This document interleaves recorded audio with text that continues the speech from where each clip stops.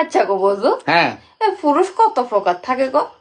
খাইছে আজকাতে এসব প্রশ্ন কিনলে মাথা তাই তোমার বাবা না না এটা না না ঠিক আছে অবশ্যই অবশ্যই তোমার মাথার তো কত রকমের প্রশ্ন এই ঘটনা হয়েছে কি জানো নি আনইউজেবল ব্রেন একটি এইলাই। আচ্ছা তারপরে কই বুঝছো পুরুষ হচ্ছে 3 প্রকার, এটা তোমাকে জানতে হবে। হ্যাঁ জানান দরকার কিন্তু, ঠিক আছে। পুরুষ 3 প্রকার বুঝছো? হ্যাঁ কিরকম কিরকম 3 প্রকার? এই তো আচ্ছা 3 প্রকার পুরুষ হচ্ছে কি জানো নি? এটা হচ্ছে মানে একটা হচ্ছে মানে হতম, 1 নাম্বার হচ্ছে মহাপুরুষ। মহাপুরুষ হ্যাঁ 2 নাম্বার হচ্ছে বীর পুরুষ। বীর পুরুষ। হ্যাঁ 3 নাম্বার? 3 নাম্বার হচ্ছে 3 নাম্বার হচ্ছে কাপুরুষ। মহাপুরুষ, বীর পুরুষ, কাপুরুষ কিরকম কিরকম হয়?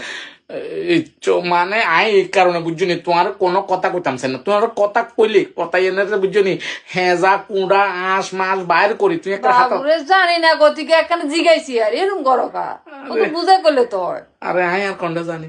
আচ্ছা তারপরে তোমাকে আমি চেষ্টা করি তোমার কবেলা বুঝছো নি, তুমি মন দিয়ে শুনো কেমন। মহাপুরুষ হচ্ছে তারা যে তারা কোনোদিন বিয়ার ফিরিতে বসে না। না সত্য তো কেলে যাও নি, তুমি চিন্তা করে যাও যত বড় বড় মহাপুরুষ আছে তারা সবাই কিন্তু অবিবাহিত। ঠিক আছে না?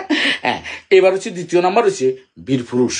বীর পুরুষ হচ্ছে তারাই যারা ধরো বিয়ে করছে, হ্যাঁ বিয়ে করছে তারাই বীর পুরুষ। কারণ কি জানো নি, বিয়ে করবার পরে তারা বাঘিনীর মতন একটা বোর লগে একসঙ্গে সংসার করেছে, এক লগে খার, এক লগে থাকে, এক লগে ঘুমার, এই কারণে তারা বীর পুরুষ। তাদেরকে বীর পুরুষ উপাধি দেওয়া হয়েছে বুঝলি।